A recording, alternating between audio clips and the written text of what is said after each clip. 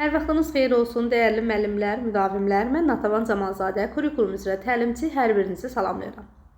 Bugünkü izahımız kurikulumdan olacaq Jean Piaget'in zehni inkişafın mərhələləri nəzəriyyəsi. Hansı nəzəriyyə zehni inkişafın mərhələləri.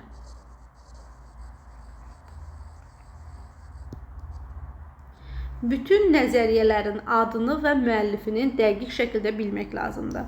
Jean Piaget'in zehni inkişafın mərhələləri nəzəriyyəsi. İlk öncə görək Piaget kimdir? Piaget İsveçrədə doğulan və o dövr üçün dövrünün ən böyük alimlərindən biri olmuşdur. Karyerası dövründə 60-dan çox kitab, yüzlərlə məqalənin müəllifidir. Jean Piaget zehni inkişafı sistemli şəkildə araşdıran ilk psixologdur. Deməli, zehni inkişafı sistemli şəkildə araşdırıb bu. Və Piaget'ə görə uşaqlar nə zaman öyrəndiklərini araşdırdıqda onlar daha dərindən öyrənirlər. Nə zaman ki araşdırırlar öyrənmələrini, bu zaman daha dərindən öyrənirlər. Piaget deyir ki, biz nə vaxt ki uşağa bir şeyi öyrədəriksə, nə vaxt ki biz uşağa hər hansı bir informasiyanı hazır şəkildə verəriksə, bu zaman biz onun kəşf etmək, araşdırmaq, axtarıb tapmaq şansını bir dəfəlik əlindən almış oluruq. Piaget deyir ki, uşaqlar hər hansı bir problemi, hər hansı bir situasiyanı və yaxud bir sualı həll etmək istəyirlərsə, bu zaman biz onlara şərait yaratmalıyıq ki, onlar özləri bunu həll etsinlər. Özləri həll edərkən daha dərindən öyrənmiş olurlar və onlar hər hansı bir problemə cavab axtarmağa çalışarkən effektiv öyrənmə baş tutur. Və bunun üçün biz şagirdlərə nə etməliyik? Müəllim əlbəttə ki, ənənəvi informasiya vermək obrazından çıxmalıdır. Müəllim şagirdə deyir, informasiyanı hazır şəkildə verməsin. Şagird özü araşdırıb hər bir şeyi tapsın. Və müəllim ənənəvi müəllim rolundan çıxmalıdır. Bu zaman tədqiqata maraq oyatmalıdır. Şagirdlərin sualları özlərinin cavab tapmasını dəstəkləməlidir. Yəni, müəllim şagirdlərə şərait yaratmalıdır ki, bütün problemi şagird özü həll etsin. Və bu zaman şagirdlərdə müəyyən bacarıq formalaşacaq, şagirdlər daha dərindən öyrənmiş olarlar, həm də daha maraqlı və həvəsli öyrənirlər. Piaget inanır ki, bütün uşaqların düşünmə qabiliyyətlərinin inkişafı eyni mərhələdən keçir. Yəni, bütün uşaqlar zehni inkişaf edərkən hamısı eyni mərhələdən keçirlər. Mütləqdir ki, bunlar eyni mərhələdən keçirlər. İnkişafın hansı mərhələsinin konkret hansı yaşa getməsi isə uşaqdan uşağa dəyişə bilər. Misal üçün, bir uşağın 1 yaş 6 aylığında etdiyi hərəkəti bir uşaq 2 yaşında edə bilər. Və ona görə də bu uşaqdan uşağa dəyişə bilir. Və zehni inkişafı Jean Piaget 4 mərhələyə bölüb. Birinci mərhələmiz olur hissi hərəki.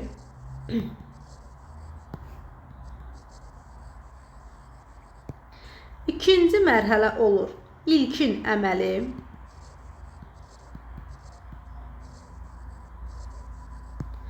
Üçüncü mərhələ olur konkret əməli.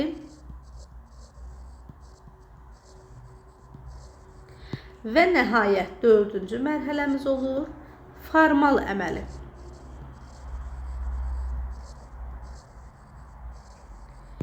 Piaget'in araşdırmasına görə bir insanın zehni inkişafı bu 4 mərhələdən keçir.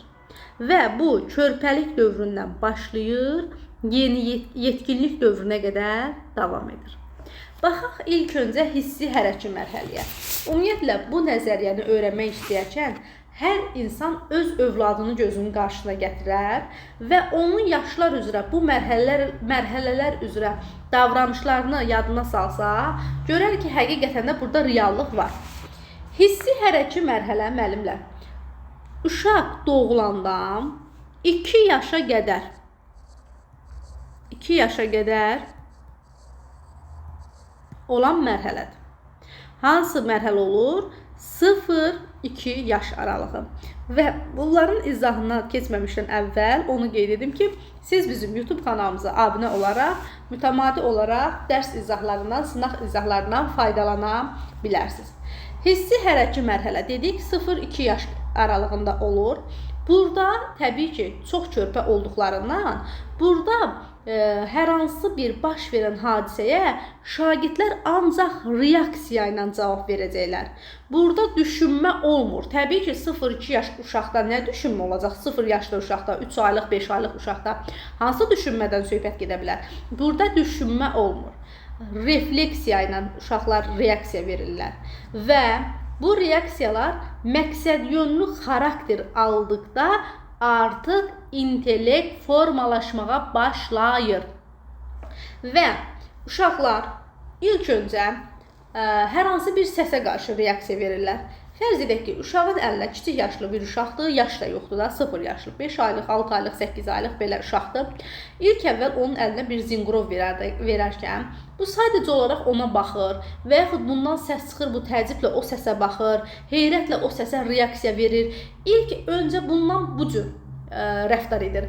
Artıq müəyyən müddət keçdikdən sonra görür ki, yəni bu zınqrov başqa işlərə də yarayır. Misal üçün, bərk bunu vuranda valideyn uşağa reaksiya verə bilir və artıq uşaq bunu kəşf eləməyə başlayır. Və bu mərhələdə, zehni inkişafın bu mərhələsində, yəni hissi hərəki mərhələdə uşağın dünyanı dərk etməsi üçün hissi qavrayışı, hərəki fəaliyyəti ilə məhdudlaşır.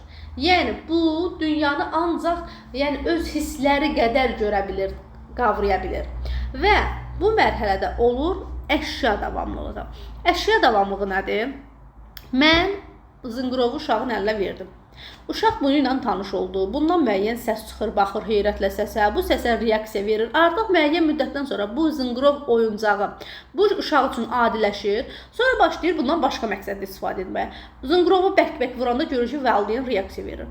Sonra adətən uşaqlarda olur, valideynlər 8-9 ayından başlayaraq deyir ki, mənim uşağım çox dəcəlləşib. Əvvəl bu cür deyildi, elə sakit idi. İndi o qədər dəcəlləşibdir. Bir yerdə dayanmır, sakit durmur. Artıq bu uşaq ətraf aləmi kəşf etməyə çalışır. Və burada əşya davamlılığı formalaşır. Nə formalaşır? Əşya davamlılığı. Əşya davamlılığı nədir? İndi mən uşağın əlinə hər hansı bir oyuncaq verirəm. Bayaqdan bu oyuncaq bu uşağın əlindən düşəndə uşaq heç bir reaksiya vermirdi. Çünki onun gözünün gördüyü qədəri o istəyə bilirdi. Əgər nəysə gözündən yayındısa, artıq buna uşaq reaksiya vermir. Əşya davamlılığını kəşf edən uşaq əlindən oyuncağı düşəndə o bilir ki, o itmədi. Valideyn onu götürüb yerindən uşağa verir və uşaq bunu kəşf edir ki, bu əşya itmədi. Ona görə biz oyuncağı verdikdə uşaq atır. Biz onun əlinə oyuncaq verdikcə uşaq atır və bəzən biz elə bilirik ki, bu bizdən oynayır. Əslində uşaq bizdən oynamır. Əşya davamlılığını kəşf edir. Və artıq bu 8, 9, 10 aylığına çatanda bunun əlindən oyuncaq düşəndə uşaq başlayır ağlamağa. Çünki o bilir ki, bu davamlıdır. Bu oyuncaq itmədi. Bu oyuncaq yoxa çıxmadı. Yerdə var. Bax, bu mərhələdə olur. Hissi hərəki mərhələdə olur əşya davamlılığı. Və burada uşaqlarda olur səs bulaşması, hissi hərəki mərhələdə. Səs bulaşması nədir? Səs bulaşması odur ki, yəni fərz edək ki, uşağı aparmışıq xəstəxanaya və bundan öncə həkimin qəbulunda bir uşaq var. Hələ sənin uşağına heç nə eləməyiblər. İçəridəki uşaq ağlayırsa, bu uşaq da başlayır ağlamağa. Çünki səsə reaksiya verir. Hissi hərəki mərhələdə 0-2 yaşda səs bulaşması olur. Və yaxud da bir uşaq gülürsə, bu da başlayır gülməyə. Bax, bu olur nə? Bu olur səs bulaşması. Sonra 0-2 yaşlı uşaqlar arasında olur ayrılıq təşvişi. Yəni, hansı mərhələyə aiddir? Hissi hərəki mərhələyə. Ayrılıq təşvişi nədir? Uşaq valideyndən ayrılmaq istəmir. Yaş yarımlıq, 1 yaş 6 aylıq, 8 aylıq, 9 aylıq və yaxud 2 yaşında uşağı aparıb bağçaya qoyanda ağlaya bilər. valideyni qucaqlayır, getmək istəmir. Çünki elə bilir valideyn yox olacaq. Və yaxud da bu yaşda olan uşaqları valideynin qucağından kimsə öz qucağına götürmək istəyəndə uşaq görürsüz valideyni qucaqlayır, getmək istəmir başqa adamın, yad bir adamın qucağına. Bu ayrılıq təşvişi sindromudur. Yəni elə bilir ki, bu kiminsə qucağına getsə bunun valideyni yox olacaq. Və bu mərhələdə böyüklər nə etməlidir? Böyüklər uşaqları necə yönəltməlidir? Böyüklərin edə biləcəyi şeylər, uşaqlar üçün təhlükəsiz öyrənmə mühiti yaratmaq təbii ki, 0-2 yaşı varsa biz ancaq bu uşaqların təhlükəsizliyini qorumalıyıq. Həmçinin də onları daimi maraqda saxlamaq və onları təşvişlərini aradan qaldırmaq lazım idi. Bu nə oldu? Bu oldu hissi hərəki mərhələ. Hissi hərəki mərhələ hansı yaşı əhatə edir? 0-2 yaşı əhatə edir. Hissi hərəki mərhələdə şagird necə davranır? Şagird reaksiya ilə, refleksiya ilə hərəkət edirlər, əşya davamlılığı olur, ayrılıq təşvişi olur, səs bulaşması olur. Bunların hamısı olur hissi hərəki mərhələdə və dünyanı öz hiss və hərəkətləri çərçivəsində qavraya bilirlər. Bu oldu bizim birinci mərhələmiz. İkinci mərhələ gəlir ilkin əməli mərhələ. İlkin əməli mərhələ müəllimlər 2-7 yaş aralığı olur. 2-7 yaş aralığını əhatə edir. Bu mərhələdə nə olur? Bu mərhələnin əsas vacib amillərindən biri dilin inkişafıdır. Təbii ki, 2 yaşından sonra şagird daha sərbəst danışır. Artıq bu mərhələdə uşaqların düşünmə üsulu böyüklərin düşünməsindən kəskin şəkildə fərqlənirlər. İlkin əməli mərhələdə egosentrik düşüncə formalaşır. Dünyanı yalnız öz gözlərində görürlər. Yəni, bu mərhələdə 2-7 yaş aralığında uşaqlar məntiqi əlaqəni anlamırlar. Məlumatı şuurlu şəkildə manipulyasiya edə bilmirlər. Başqasının yanaşmasının fərqinə varmırlar. Dünyanın mərkəzində özlərini görürlər. Bu zaman egosentrizm olur. İlkin əməli mərhələdə bu saydıqlarımız nə deməkdir? 2-7 yaşda dilin inkişafı tamam. Bu ayda bunu başa düşdük. Eyni zamanda baxın, saymaq öyrədirik uşağa. 2, 3, 4, 5, 6. Uşaq sayır. 2, 4, 5, 7. Sən bunun nə qədər ardıcılığı desən də, bu uşaq yenə də öz bildiyi kimi sayır. Çünki dünyanın mərkəzində özlərini görürlər. Elə bilirlər, nə edirlər, özləri düz edir. Və yaxud da uşağa biz ayaqqabını düz geyməyi öyrədirik. Öyrədirik. Bir dəqiqədən sonra deyirik, ayaqqabını geyin, yenə tərs geyinirlər. Çünki bunlar artıq şuurlu şəkildə manipulyasiya edə bilmirlər. Başqasının yanaşmasının fərqinə varmırlar. Bunlar bütün proseslərin mərkəzində özlərini gördüyü üçün bu mərhələ olur egosentrizm. Bəzən valideynlər uşağın bu hərəkətinə hissələnirlər. Amma bu uşağın həmin mərhələsi dövrüdür. Yəni uşaq özü kəşf etməlidir. Bunu bilərəkdən eləmir.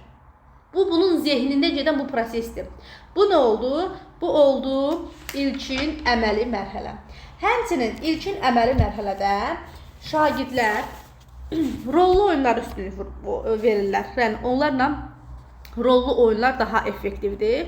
Çünki bu zaman uşaqlar görürsünüz ki, bu yaş aralığında təbii ki 2-7 yaş aralığından söhbət gedir. Evci oynayırlar, müəllim oynayırlar, nə bilim həkim oynayırlar. Yəni bunlar müəyyən bir rolu canlandırırlar. Və bu mərhələdə onlar baş verənlərə birbaşa öz təcrübələrini əsasən şərh edirlər.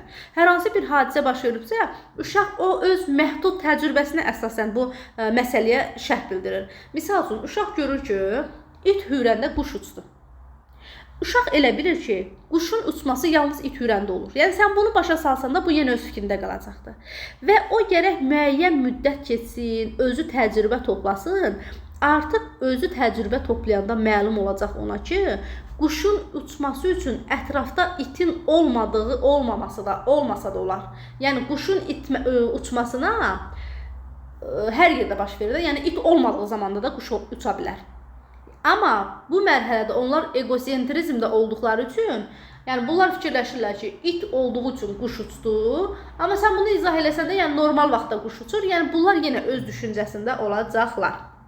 Və yaxud da bu mərhələdə şagirdlər yalnız öz gördüklərinə əsasən fikir formalaşdırırlar.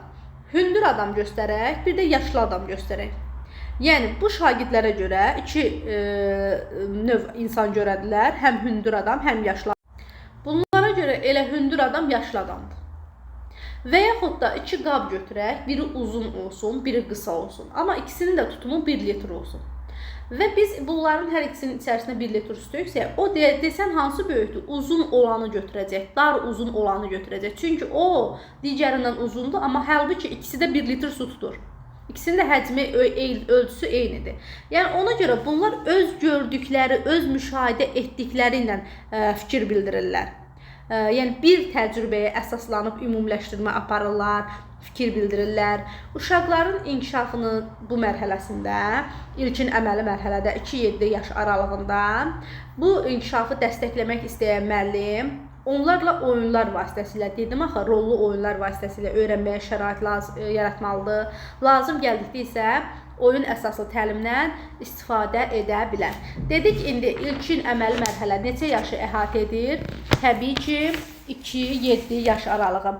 İlkin əməli mərhələdə hansı fəaliyyətlər olur, hansı davranışlar olur? Qavramaya əsaslanaraq ideyalarını formalaşdırırlar, bir şeyə fokuslana bilirlər, məhdud təcrübələri olduğu üçün çoxlu ümumiləşdirmələr aparırlar. Dünyanı yalnız öz gözləri ilə görürlər, dünyanın mərkəzində, bütün proseslərin mərkəzində özlərini görürlər, egosentrizm olur, dilin inkişafı burada əsas şərtlərdən biridir. Şagirdlərin, uşaqların düşüncəsi böyüklərin düşüncəsindən kəskin şəkildə fərqlənir. Bunlar hamısı hansı mərhələyə aid oldu? İlkin əməli ikinci mərhələmizə. Və üçüncü mərhələ nədir? Konkret əməli mərhələ. Zehni inkişafın üçüncü mərhələsi. Konkret əməli mərhələ 7-11 yaş aralığını əhatə edir. 7-11 yaş arasını əhatə edir. Bu mərhələyə daxil olan uşaqların düşüncə tərzində artıq bir çox dəyişiklik baş verir. Burada zehni fəaliyyət daha da yaxşılaşır. Bunlar artıq ətrafı daha yaxşı anlayırlar. Bu mərhələdə, baxın, abstrakt və hipotetik konsepsiyaları anlaya bilməsələr də, deməli, abstrakt və hipotetik konsepsiyaları anlaya bilmirlər. Amma konkret hadisələrlə bağlı məntiqi düşünməyi bacarırlar. Bu mərhələdə şagirdlərdə induktiv məntiq formalaşır, induktiv düşüncə formalaşır. İnduktiv düşüncə nə idi? Biz məntiqi təfəkkürdə keçmişik. Xüsusidən ümumiyə gəlmək. Və burada artıq onlar bir ümumiləşdirmə apara bilirlər. Bu mərhələdə olan şagirdlər, uşaqlar, əşyanın növləri arasında fərqi görə bilirlər. Misal üçün, 4 yaşında olan uşaq hansı mərhələdə olur? İlkin əməli. İlkin əməli mərhələsində olan uşaq bütün it növlərinə it deyəcək. Amma artıq konkret əməlidə olan, yəni 7-11 yaş aralığında olan uşaq artıq itlərin müəyyən növlərinə görə ayırt edəcək. 2-7 yaş aralığında olan, ilkin əməli mərhələdə olan şagird bütün qırmızı rəngə qırmızı deyəcək. Amma konkret əməlidə olanlar qırmızının tonlarını deyəcək ki, bu açıq qırmızıdır, bu tünd qırmızıdır. Yəni artıq bu əşyaları bir-birindən fərqləndirə bilirlər. Əşyaların növləri arasında fərqləri görə bilirlər. Hansı mərhələdə? Təbii ki, konkret əməli. Konkret əməli neçə yaş idi? 7-11 yaş aralığı. Konkret əməli mərhələdə olan şagirdlər hesablama zamanı barmaqlarından istifadə edirdilərsə, artıq bunlar daha abstrakt düşünüb beyində hesablamalar apara bilirlər. Nə deməkdir bu? Üzr istəyirəm, konkret əməl yox. İlkin əməldə barmaqdan istifadə edirdilərsə, artıq konkret əməldə bunlar abstrakt düşünə bildikləri üçün beyinlərində hesablamalar aparırlar. Artıq barmaqdan istifadə etmirlər. Bu da nə oldu? Bu oldu konkret əməli. Konkret əməli dedik neçə yaş aralığını əhatə edir? 7-11 yaşdan, bəzən 12 yaşa qədər. Nələri bacarırlar? Hansı davranışları nümayiş etdirirlər? Mühakiməyə əsaslanaraq fikir formalaşdırırlar.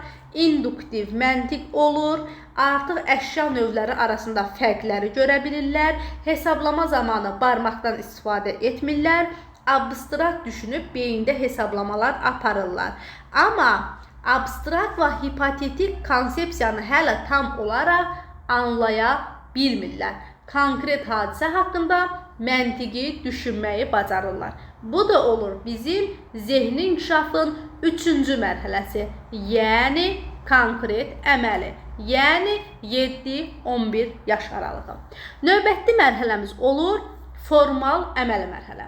Formal əməli mərhələ 11-12 yaşdan başlayıb yetkinliyə qədər davam edir və bu mərhələdə şagirdin hipotetik düşüncəsi formalaşır. Eyni zamanda bu mərhələdə şagird abstrakt və deməli hipotetik düşüncəyə sahib olur. Daha sonra burada deduktiv məntiq olur. Deduktiv məntiq nədir? Ümumidən xüsusiyə gələ bilirlər. Sistemli planlaşdırmalar aparırlar. Deduktiv məntiq formal əməlinin ən vacib xüsusiyyətlərindən biridir. Əgər şagird əvvəlki mərhələdə konkret və xüsusi məsələlər barədə düşünürdüsə, artıq bu mərhələdə abstrakt məsələlər haqqında düşünməyə başlayır. Uşaq əvvəl yalnız təcrübələrinə etibar edirdisə, əvvəlki mərhələlərdən, yəni onların təcrübələri nə qədər idisə, hadisəyə o qədər yanaşa bilirdilər. Artıq bu mərhələdə, formal əməli mərhələdə hərəkətlərinin mümkün nəticələri barədə də düşünməyə başlayırlar. Əvvəlki mərhələlərdə şagird problemi cəhd edərək həll etməyə çalışırdısa, artıq formal əməli mərhələdə problemi daha məntiqli və sistemli şəkildə həll etməyə çalışırlar. Bu mərhələdə şagirdlər proaktiv və mübahisəli suallara cavab verirlər. Misal üçün, aclıqdan ölən insanın yemək oğurlaması doğrudurmu? Yəni, bax, bu suala artıq şagirdin öz yanaşması olur, öz düşüncəsi olur, öz təcrübəsinə əsaslanaraq nəysə bir geniş şəkildə, sistemli şəkildə bu suala cavab verə bilir. Bu olur nə? Bu olur formal əməli mərhələsi. Digər tərəfdən də bu nəzəriyə görə, ümumiyyətlə Piaget nəzəriyyəsinə görə uşaqların öyrənməsi üçün təlimdə praktik təcrübələrin olması vacibdir. Dedik, Piaget'in zehni inkişafı neçə mərhələdən ibarət sistemləşdirilmişdir? 4 mərhələyə bölmüşdür. Hansılardır? Hissi hərəki, ilkin əməli, konkret əməli və formal əməli. Hissi hərəki mərhələ neçə yaş əhatə edirdi? 0-2 yaş əhatə edirdi. Burada nələr olurdu? Burada şagirdlər hiss və refleksi ilə öyrənirdilər, əşyaları manipulyasiya edirdilər, ayrılıq təşvişi olurdu, səs bulaşması olurdu, əşya davamlılığı olurdu. Hansı mərhələdə? Hissi hərəki. Bəs ilkin əməli mərhələ neçə yaşı əhatə edir? 2-7 yaş aralığını əhatə edir. Burada nə olurdu? Burada artıq qavramaya əsaslanaraq ideyalar formalaşdırırdılar, bir şeyə fokuslana bilirdilər, məhdud təcrübələri olduğu üçün çoxlu ümumiləşdirmələr apara bilirdilər. Dilin inkişaf etmişdi bu mərhələdə, dilin inkişafı vacibdir. Şagirdlərin düşüncəsi, uşaqların düşüncəsi böyüklərdən kəskin fərqlənirdi. Məntiqi əlaqəni anlamırdılar, məlumatı şuurlu şəkildə manipulyasiya edə bilmirdilər, başqalarının yanaşmasının fərqinə varmırdılar.